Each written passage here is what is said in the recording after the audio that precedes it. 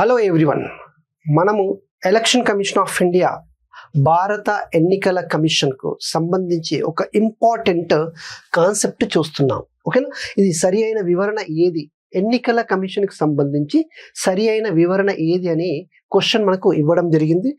ఇది చాలా చాలా ఇంపార్టెంట్. చాలాసార్లు దీనిపైన క్వశ్చన్స్ అడగడం జరిగింది. ఏంటి సార్? ఒకటి, ఫస్ట్ స్టేట్మెంట్, ఎన్నికల కమిషన్కు సంబంధించి సరి అయిన వివరణ ఏది?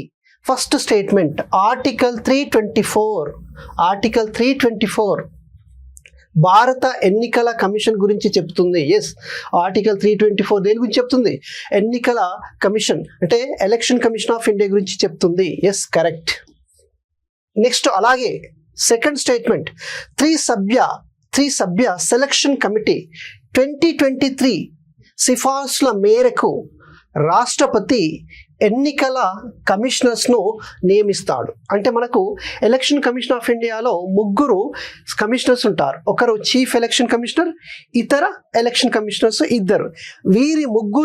ఈ ముగ్గురు ఎలక్షన్ కమిషనర్ని రాష్ట్రపతి నియమిస్తాడు. కానీ ఆ నియమించేటప్పుడు ఎవరి యొక్క రికమెండేషన్, సిఫార్సులు కావాలి?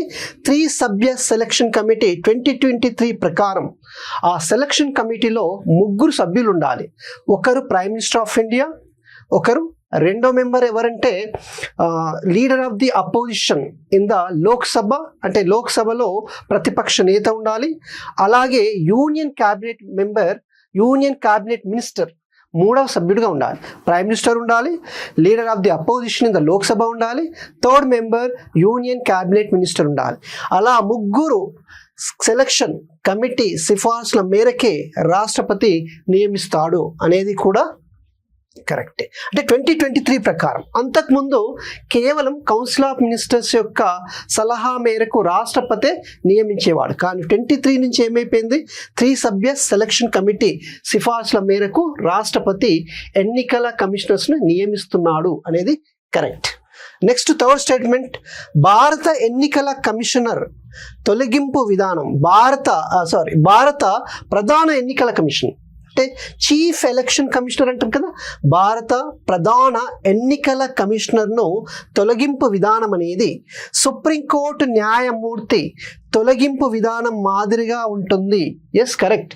జడ్జ్ ఆఫ్ సుప్రీంకోర్టు ఏ విధంగా అయితే తొలగిస్తామో అదే విధంగా చీఫ్ ఎలక్షన్ కమిషనర్, ప్రధాన ఎన్నికల కమిషనర్ కూడా అలాగే తొలగిస్తాం. అదేంటిది? Special majority of the parliament. అవునా? అది ఆ ప్రక్రియ మాదిరిగానే ఈయన యొక్క ప్రక్రియ తొలగింపు విధానం ఉంటుంది. అంటే థర్డ్ స్టేట్మెంట్ కూడా కరెక్ట్.